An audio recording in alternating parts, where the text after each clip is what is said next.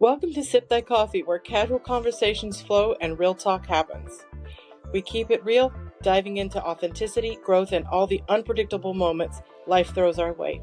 Whether you're here for thought-provoking chats, a little encouragement, or just some good company, grab your coffee or whatever it is that keeps you going, and let's get into it. Hey everyone, it's Hannah. Still here flying solo, and that's okay. I will make it through this. Wasn't really sure which topic that I wanted to focus on for today's episode, so if it gets chaotic and rambly, well, don't be surprised. And honestly, do you expect anything any different from me at this point? It is what it is, and I'm not going to try to get perfection out of my brain at the moment. I'm in the middle of a lot of transitions on several things between this podcast and some other things going on. So my brain feels like it's running in 50 different circles, but on the same circle at the same time. It's kind of hard to explain. Anyways, so I think I want to dive in to the topic of fear, worry, and negativity, because y'all, this world is full of that right now. And honestly, I refuse to be one of those people hanging on to those things. And let me explain myself. Because do I have struggles with fear at times? Yes, because I'm human. Do I have struggles with worry at times? Yes, because still, I'm human. And negativity? Not that much these days, but sometimes it can come up, especially when I am frazzled and I'm just ready to see something change. So sometimes negativity can get me too. But to explain why I'm talking about this topic, I'm going to do my best not to sound judgmental, because I can understand while at the same time I can't. And maybe that'll make sense as we go along. Really don't know. So I find that those three things, those three emotions tend to wear you out. They tend to suck the life and all your energy out of yourself, which is why I have a hard time figuring out why there's people out there who intentionally seek after these emotions. You may think you're not, but if you pay attention close enough, if you find yourself digging into all of the chaos of conversations that are especially on social media, or if you're digging into all the chaos over the, maybe the economic standing in our world right now and the negativity, maybe you've got something going on in your life personally that you're just so worn out with, those things are valid. However, emotion clouds your mind. Emotion should not be in your driver's seat. Emotion is there to point things out to you, but you get to decide what you do with that emotion. I am a huge, huge believer and practicer of positive mindset. And I'm not talking about fake positivity, because that's out there too, or toxic, as some people call it, toxic positivity. Not talking about that. I'm talking about the idea that it is better to believe and hold on to hope and know and choose better, and that better's coming, than it is to assume that it's as good as it's gonna get. Because that surrender and what's the word I'm looking for? Acceptance of the things that you don't like within your personal life. Let's not bring in the idea of everything else in the world. Let's break this into this little tiny section of your life, staying at the point where you choose to believe that things will get better. I promise you they will. I know that sounds crazy, but it is really true, because I've lived this, I've walked this. I am not just somebody who's had this great life.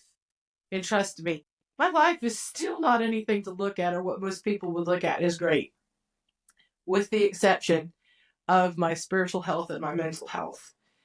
And that in and of itself is a huge thing to have these days. And it's very difficult to achieve that if you are holding on to all of the mess. And some people say, well, I just can't get rid of the mess. And you can get rid of the mess. It's just, are you choosing to work through it?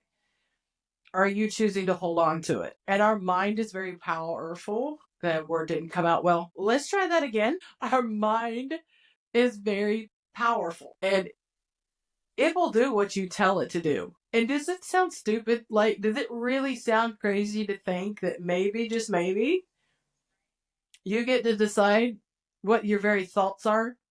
I believe that God created us with this wonderful brain and the wonderful spirit within us to achieve these things, but it's clouded by everything else and it has to get cleared out. But you don't want to clear it out. You want to keep holding on to it. And you say, oh, well, I do because I don't like it here. Okay. Then step out of it. Does that sound too simple? I used to think so too. Stepping out of it hurts. And I mentioned that in the last episode, that walking away from a position that you've always been in and you've always just been accepting of, like, I can't get any better. Call me optimistic, but I believe that anyone who believes that they can will. And every moment that you believe that you can't, you won't. And that's kind of a cliche quote, but it's the truth. So as you're walking around in this world and fear takes over and worry takes over and negativity takes over, you have room for nothing else in your mind and nothing else in your life and no capacity to develop and change those things that you want to change. It clouds your vision. So for instance, you can look at the big world picture on this too, like that everybody is fearing certain things that are going on. If we go back to, that wonderful year that we do not want to talk about, the C word, there was so much fear instilled into people that they gave in to the things that they thought they had to give into. Now I see people controlled by the fear. And it's really sad to me because you're making decisions based on something that you don't have the power to change. And in the meantime, you're not even willing to change the things within your own home. Why does that fear have power over you? Why does the worry of everything that's outside of you that you can't change when you're not even changing what's within you? And I'm going to start sounding very blunt because it's not something that I can grasp now. I can grasp because I remember where I used to be. And that's the reason I can say this. Like, I know where I was. I know how my mind thought. And I wanted to change the world because I thought changing the world or changing other people would make me better. I thought changing the people around me would make me better. That would make me happier, would make me more positive, would make me more focused, will make nothing around you is going to change anything until you change within yourself. It starts with yourself. It starts with how you treat yourself. You might be somebody who loves people and you give to people and you give to family members, and maybe you overgive to some people and overgive to some family members. But you never pour that same energy into yourself. Instead, you complain. You use the energy to blame other people for the things that happen to you. You use your energy to blame your situation, to blame your mindset, to blame everything you could possibly think of. But yet you won't take the time to look within yourself. And that's where it starts. It's not something that happens overnight, but you also can't continue to ignore it either. And that is the first step in all of this change that you are begging for. What is it within you that needs to change? And I know how I found my answer. And a lot of people may not even want to do it this way. But I know that it's the true answer and I know that it's the right answer. And that is seeking God first. And I'm not talking about seeking religion. I'm not talking about all the things that you see out there. Oh, you got to do this and you got to do that. I'm talking about sitting down and having the hard conversations with Him. I had to. And I sat down and I begged Him to show me. And when I didn't get an answer, I kept asking. I kept reading His word. I kept praying. I kept asking over and over again. And I started getting answers. And sometimes those were the answers that I did not want. Then surrendering to that answer. And then waiting for the next one. And surrendering to that answer. And waiting for the next one. And it's very tiring. I'm being honest with you. It's not something that you want to do. But it's something you want to do. If that makes sense. So it's exhausting. But it's worth it in the end. Because right now you're exhausted too. I know you're worn out. I know that you're not seeming to find what you need with whatever's happening in your world right now. And that position of surrender changes things. And it's about surrendering the things that you haven't understood your whole life. It's surrendering the things that other people have done to you. It's surrendering the mistakes that you've made. It's surrendering the past. It's surrendering previous dreams that you may have had, dreams that you have right now. And it's not to say that those things won't still happen. But if you're scrambling for them and you're grabbing onto all of this stuff, you can't sort through all of that by yourself. And especially if you feel like your heart and your mind and your soul is buried under everything. Maybe you feel like you're barely breathing. So it's time to step back, take a deep breath, and ask God for help. You don't have to be fancy with your words. There's many times that I have laid in my bed crying, and all I have said is, Lord, help me. And many times that He has brought that sense of peace over me that I didn't even know that I could feel. But then He would clear my mind, and then I was able to take the next step.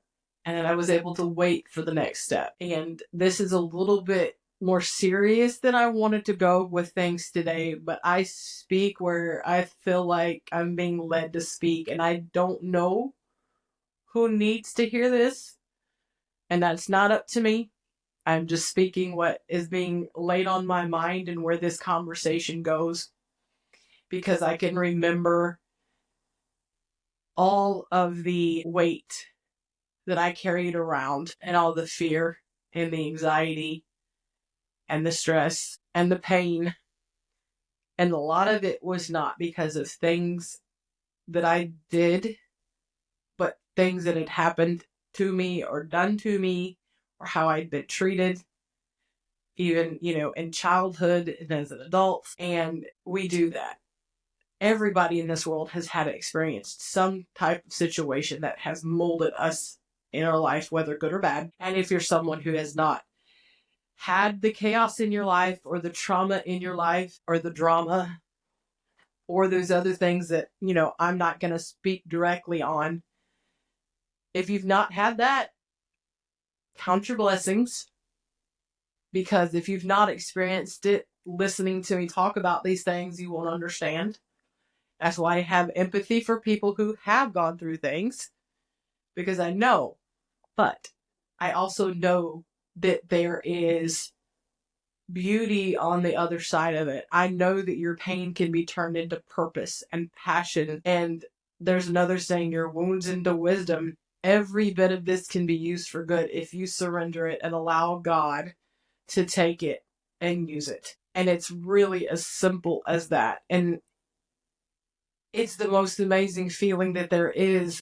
It's beyond to a point that I can't even understand it. And it's just like the Bible says, peace that passes all understanding. Like, it's beyond being able to understand how that has just been lifted off of me, and that I can continue in life when things still aren't perfect. I still run into obstacles. I still have struggles. But that peace still sits on me if I choose to hold on to it and grab it and remember that it's there. It's those moments where I try to figure it out myself, that it doesn't work. Or that I try to work on my own strength, my own stubbornness. Anybody else out there stubborn and think I've got it figured out? It's in those moments that I struggle. And I usually get quickly reminded, hey, this isn't yours. This is mine. And he reminds me to lay it at His feet and let Him handle it. One of the things I can remember in the beginning of this journey that He's been taking me through is the word that He's already won the war. That moment that He died on the cross and was resurrected was it. He said, it is finished. That's literal. It is finished. We continue as humans, though, to try to fight battles that aren't ours to fight. He already did that for us. We keep grabbing onto Him for whatever reason, I do not know. Why do we think we have to keep fighting these things? And it's like, wait a minute. He took care of that for me. Why do I keep trying to fix this over here when it's taken care of? And I know that sounds weird because you're probably still struggling with it. But as soon as I flip that switch and be like, this is done. This is not my problem anymore. Why do I keep worrying about all of these things that have already happened to me? I can't change what happened. But I do have a choice right now to decide what I do with it. And what I decided to do with it, to go, okay, Lord, it's yours. It's done. I don't need to hold on to these wounds anymore. What are they serving me? They're not helping me. They're bringing me down. The fear is bringing me down. The fear of moving forward and trusting someone else. The negativity that, oh, nothing will ever be any better. Or the worry that I'm not enough. All of that, here, it's yours.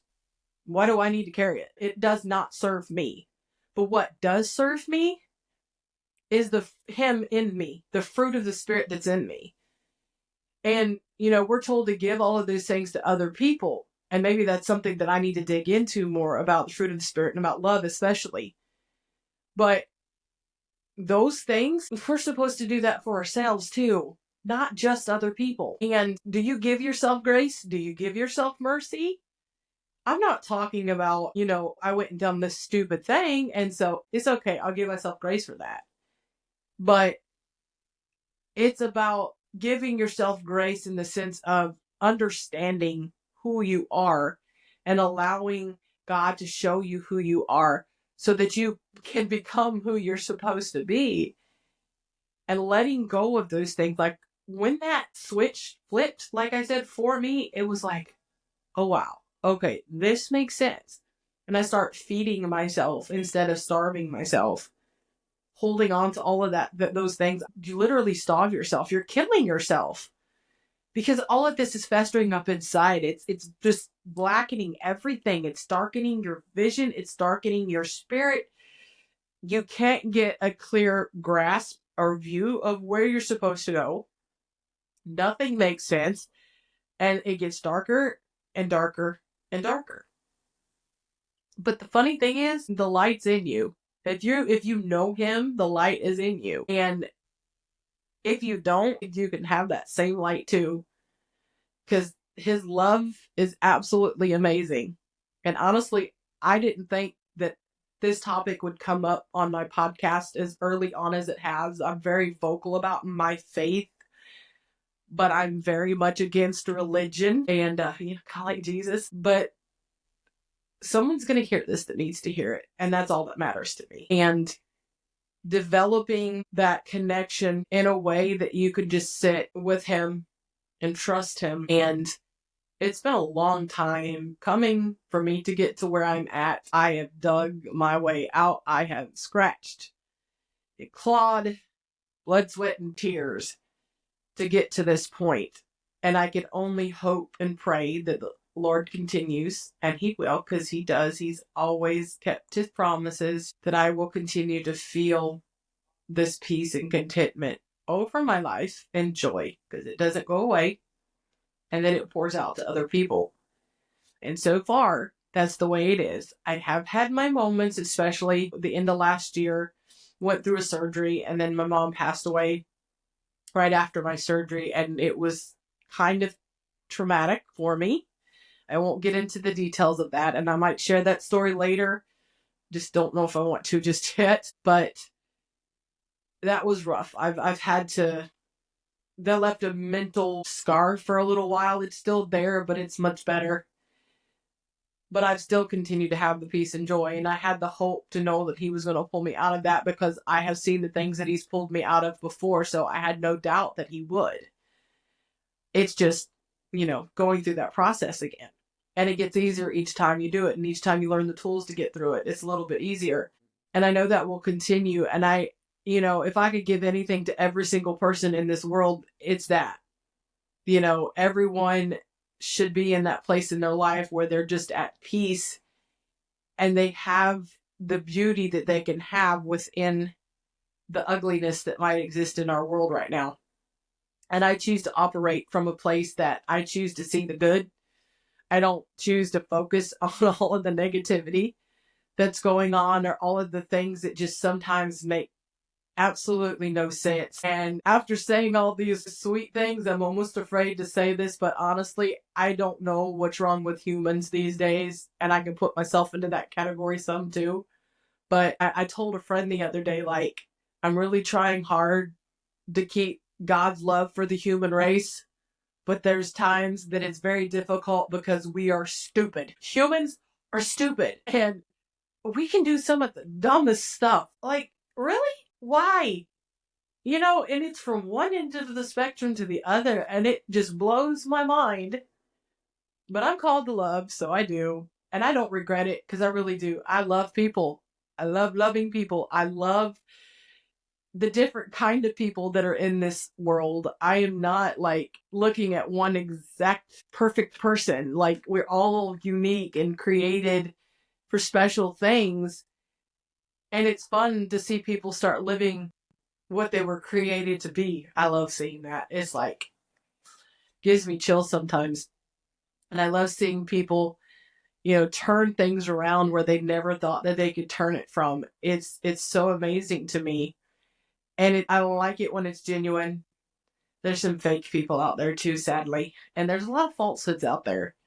There's a lot of things that just aren't right. Back to you as an individual, that's where it matters the most. Because if each of us do these things, the world becomes a better place, because we're able to continue to pass it on to other people. If you're healed and you're healthy and you have a good mindset and you have love for other people, all of the other things just kind of fall into place. Nothing matters. Materialistic things don't matter. Money helps. I mean, I'm realistic here, because it does. We live on an earth that operates based on money, but you're able to still survive. If you didn't have it, it can be done. It's just difficult. But those things come when you have the right foundation and you move forward with those things, because you realize that spreading the joy and the peace and the love just feels so much better. And it actually opens up doors of opportunities that you didn't think would open. And it also changes how you see the world. And it's a view that I enjoy most times. But being honest, there's some things that I wish that I didn't understand on the deeper level that I understand them. But it allows me there again to protect other people and to serve other people as those things come up. How much hate do you see rolling all over social media? Is it really getting anyone anywhere? Are we solving the problems? Are we spreading love to all humanity? No, it's not doing anything. And that's the reason here, probably the third or fourth time that this topic has been brought up, is focus on you and focus on the people around you. If you can't even treat the people that are in your home or your neighbor or that you see from a day-to-day basis with kindness and love, why do you think it's going to be any better across the globe? Why do you think it's going to be better across social media? It's not going to be, because you can't spread what doesn't exist. You can't pour out what doesn't exist. You're just going to pour out more of what you are currently. And the fact that I will sit here and say that kindness and love are a high priority and we're lacking it. But like I said in the beginning, this is all one big picture, and it all starts here and then spreads to other people. And when we're gathering all of those other things, fear and negativity and worry, and not thinking on the good things, we have no room for anything else. We don't even have room for the blessings that are sitting there waiting for us. Like, how can you expect goodness to come and the blessings to come if you don't know how to make room for them? You can't recognize your blessings because all you can recognize are the things that you don't like.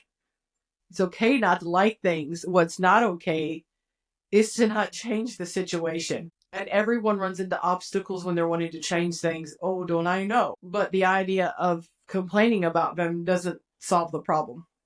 Only solutions do. And flipping your mind, even though you might not even know what the solution is, but flipping your mind every time you want to go to complain about something and, oh, I can't believe I'm going through this.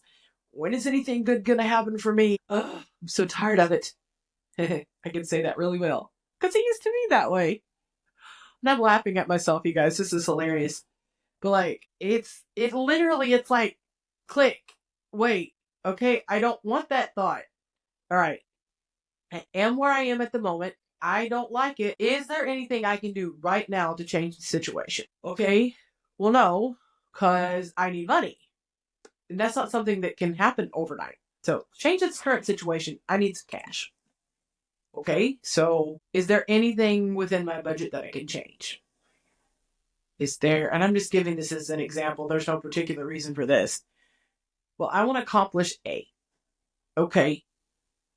But I'm over here doing all these other things that's counterproductive to getting to A. Change it. But yet, we sit in the middle and we're like, I don't want to do that. I like all these things over here, the instant gratification things. And we keep doing those and keep doing those. But yet, we're over here going, I got to get this done. I just don't know how I'm going to get it done. Well, which one is it? You either want it or you don't. So it's a matter of changing what you're doing. If you apply this thing to every single aspect of your life, simply change something and it will change. It's amazing how simple it is. But like I said, hanging on to the fear, hanging on to the negativity, hanging on to the worry doesn't do a thing. One step at a time, like I mentioned before, taking the action that you can take today, and then another, and then another, and then another. And I can repeat myself till I'm blue in the face about these things, and it doesn't matter unless you soak in something and start using it. But I know how much better it could be if you do. And I've had people get mad at me for things that I've said. And then later down the road, they were like, hell yeah, you were right. If I'd have done this, yeah.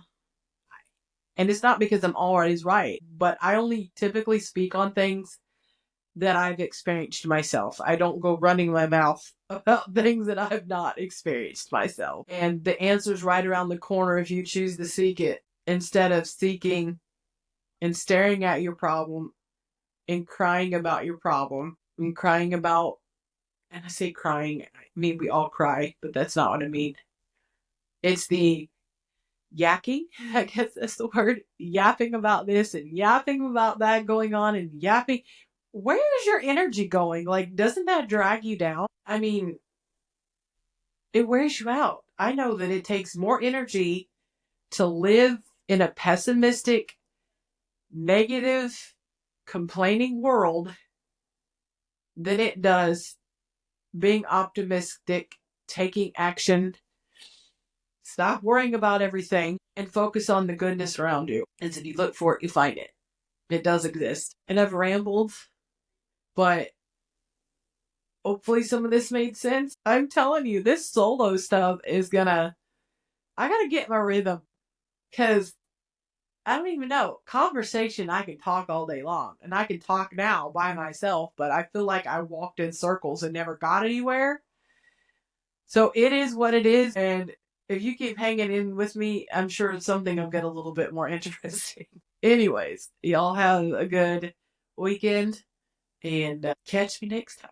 And that's a wrap on this episode of Sip by Coffee. If you made it this far, congrats. You have an impressive attention span. If something resonated with you, let us know. We'd love to hear your thoughts. Until next time, keep growing, keep being real, and try not to cause too much chaos, or at least make it entertaining.